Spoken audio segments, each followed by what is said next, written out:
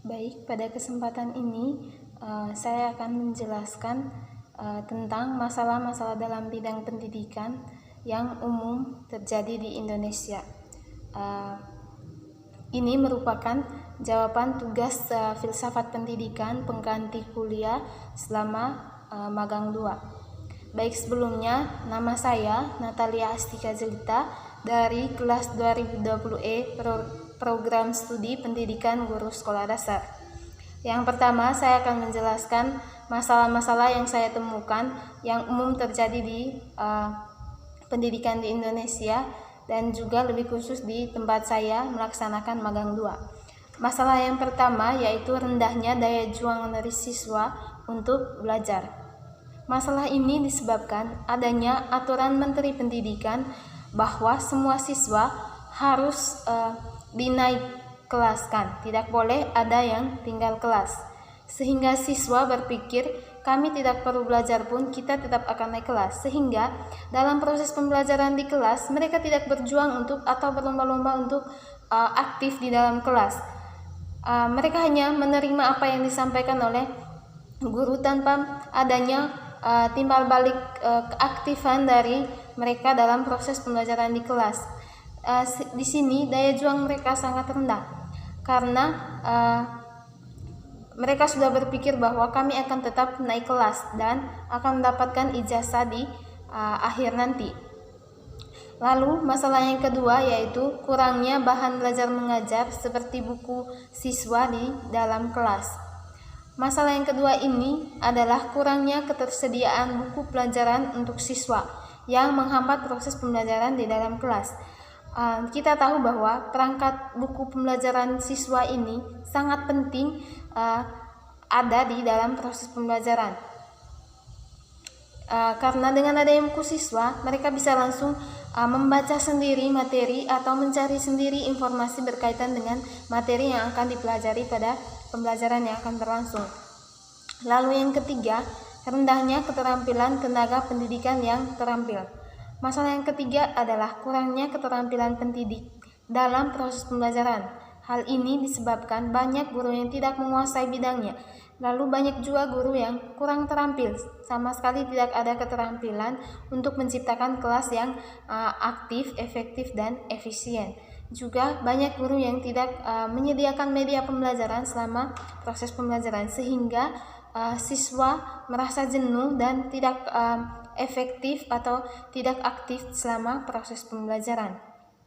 Lalu masalah yang keempat adalah penerapan kurikulum 13 yang belum maksimal. Masalah yang keempat adalah kurang maksimalnya penerapan kurikulum 2013. Mengapa kurikulum ini belum maksimal? Karena guru mau menerapkan pembelajaran sesuai dengan ketentuan kurikulum tidak bisa.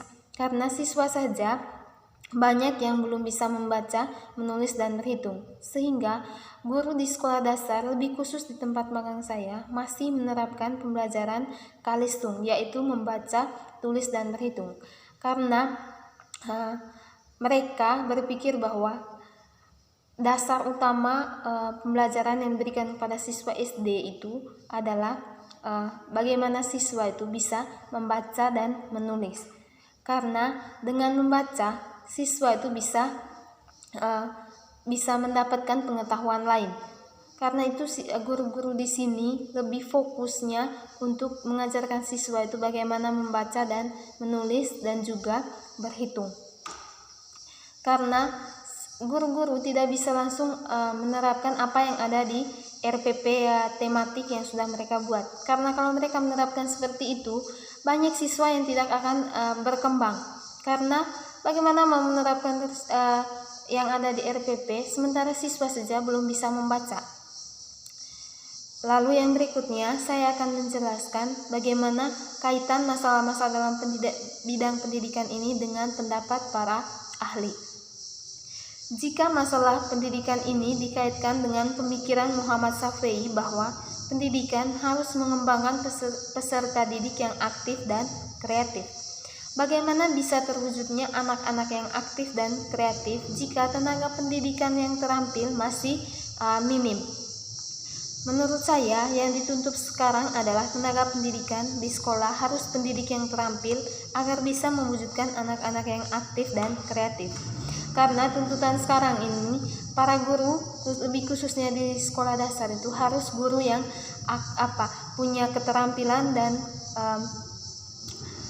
dalam menciptakan kelas yang aktif dan efisien. Lalu bagaimana bisa mencapai tujuan pembelajaran seperti yang disampaikan Muhammad Syafi'i dan Ki Hajar Dewantara? Sementara daya juang siswa untuk belajar sangat rendah dan kurangnya pula buku pelajaran untuk siswa serta penerapan kurikulum yang belum maksimal. Baik yang pertama itu rendahnya daya juang siswa.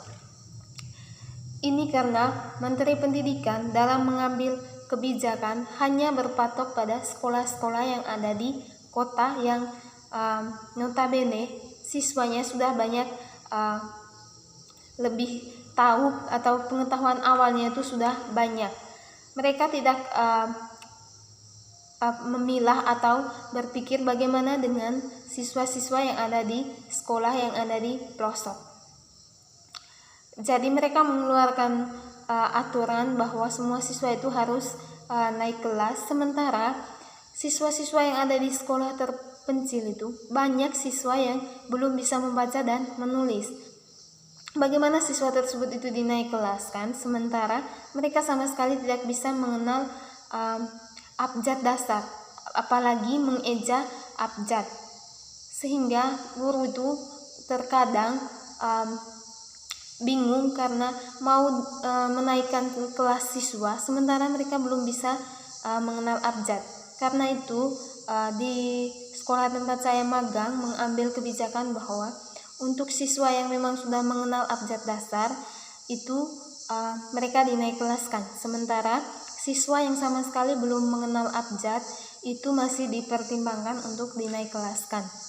Lalu yang berikut, penerapan kurikulum belum maksimal. Mengapa belum maksimal? Itu karena guru-guru dan juga tenaga pendidikan serta siswa belum bisa memaksimalkan atau menyesuaikan diri dengan kurikulum yang sebelumnya.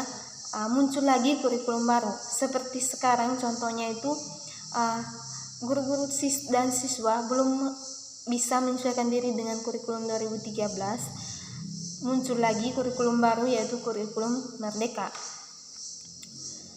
Dan juga bagaimana mau menerapkan pemikiran Ki Hajar Dewantara bahwa pendidikan harus berpusat pada siswa, sementara daya juang untuk belajar siswa sangat rendah. Guru dan siswa juga dibebankan dengan kurikulum yang berubah-ubah karena guru, siswa dan siswa belum sepenuhnya mampu mengondisikan kurikulum yang lama, muncul lagi kurikulum yang baru. Jadi menurut saya pendidikan di Indonesia akan sulit mencapai tujuan dari pendidikan tersebut jika belum memperhatikan atau mengatasi masalah-masalah yang umum terjadi di era pendidikan di Indonesia sekarang. Karena itu sebaiknya untuk Menteri Pendidikan khususnya dalam mengambil kebijakan harus lebih memperhatikan lagi bagaimana dengan sekolah-sekolah yang ada di daerah terpencil.